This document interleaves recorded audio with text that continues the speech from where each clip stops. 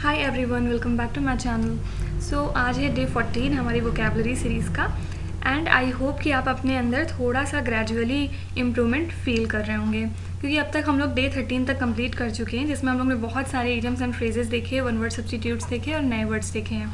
तो यही सारे हैं जो बार बार एग्जाम में भी आएंगे, मॉक्स में भी आएंगे, तो धीरे धीरे ही सही लेकिन इम्प्रूवमेंट आ रहा होगा आपके अंदर।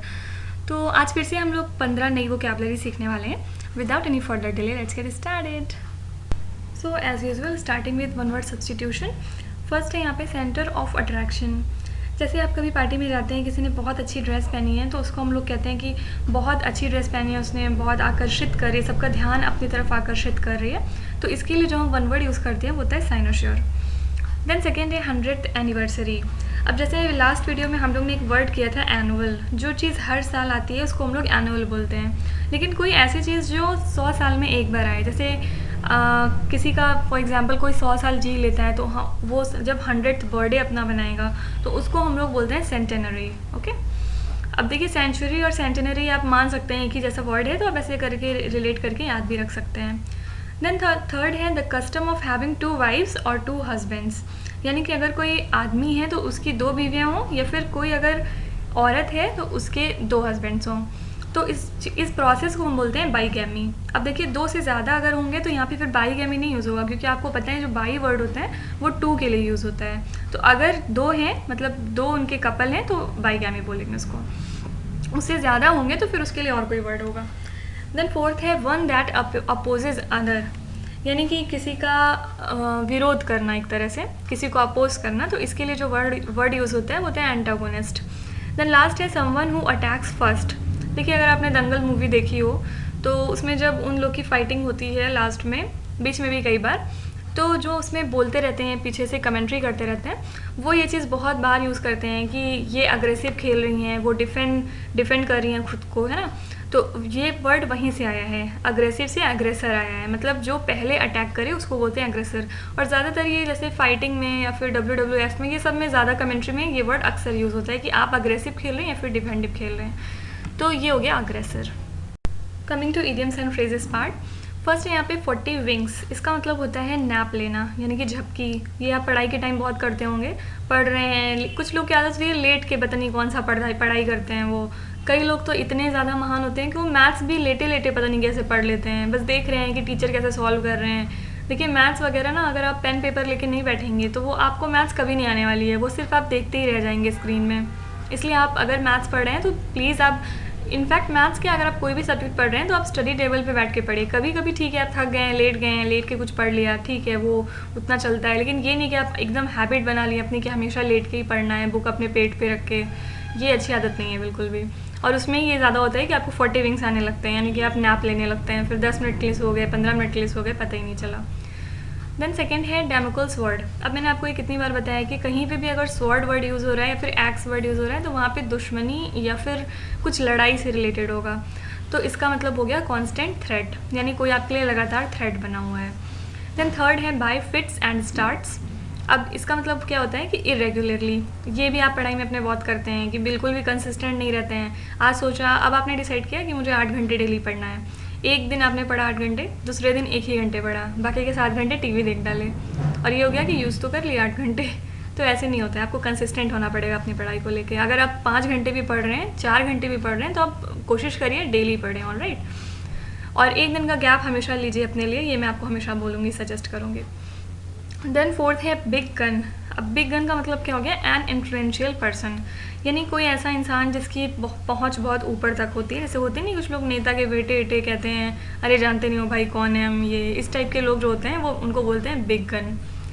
एंड लास्ट है एट डैगर्स ड्रॉन। डैगर्स का मतलब क्या होता है, डैगर का मतलब होता है कुछ कोई मतलब टूल है एक तरह का, कोई ख़तरनाक टूल टाइप का है डैगर।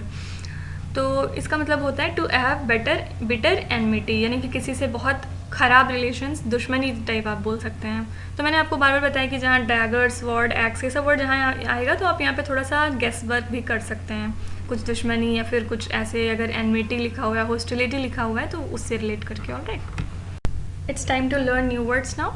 फर्स्ट है क्योस। क्योस का मतलब क्या होता है, कंप्लीट डिसऑर्डर, यानी कि बहुत हसल बसल होना, या कभी कभी जैसे मेंटल क्योस भी हो जाता है कि आप बहुत स्टेबल नहीं रख पाते अपना माइंड, बहुत चीज़ें एक साथ सोचते रहते हैं, या घर में आपके क्योस हो सकता है कि हर चीज़ बिखरी हुई है, तो जो चीज़ डिसऑर्डर में होगी वहाँ पे ये वर्ड यूज़ कर सकते हैं, क्योस।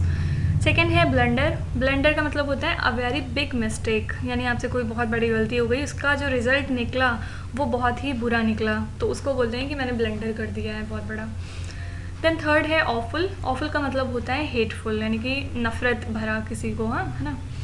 एंड फोर्थ है आफ्टरमाथ। आफ्टरमाथ का मतलब होता है कि कोई चीज़ हुई पहले। फॉर एग्ज़ाम्पल ये जो है ज़्यादातर फैक्ट्री में यूज़ होता है, ये एक वहाँ पे होता है आफ्टरमाथ करके।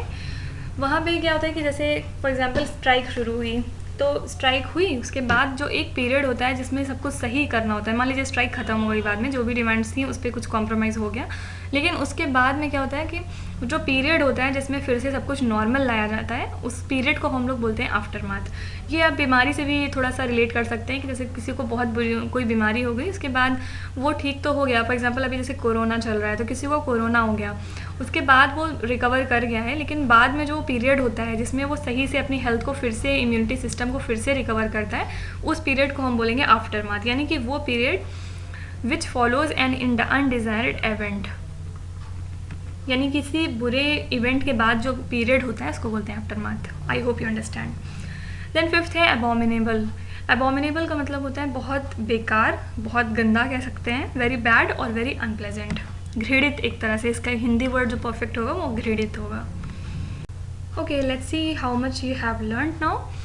तो ये पुरानी वीडियोस से कुछ क्वेश्चंस हैं जो आपको अटेम्प्ट करने हैं। फर्स्ट है यहाँ पे डेड लेटर। ये एक इडियम है, इसका मतलब मैंने आपको क्या बताया था कि पहले कोई कानून था लेकिन अब वो एग्जिस्टेंस में नहीं है, तो उसको बोलते हैं डेड लेटर। सेकेंड है that which happens once in 2 years। इसको हम लोग क्या बोलेंगे, आप बताइए। इसका करेक्ट आंसर था बाइनियल। देन थर्ड है a book whose author is not known, यानी कोई बुक पब्लिश हुई है लेकिन उसमें कई बार ऑथर्स अपना नाम नहीं लिखते हैं, तो उसको हम लोग बोलते हैं एनोनिमस, यानी कि गुमनाम। देन फोर्थ है एबॉलिश। एबॉलिश का मतलब होता है कोई चीज़ ख़त्म कर देना, put an end to something. Then last है यहाँ पे एवर्स। एवर्स का मतलब था स्ट्रॉन्ग डिसलाइकिंग, यानी किसी से नफरत करना, किसी को बिल्कुल पसंद नहीं करना। So with this we are done with our today's task once again, and I hope कि आपने क्विज में अच्छा स्कोर किया। डू लेट मी नो कि आपने आउट ऑफ 5 कितने मार्क्स स्कोर किए। And thank you so much for watching till the end, and please like, share and subscribe to my channel.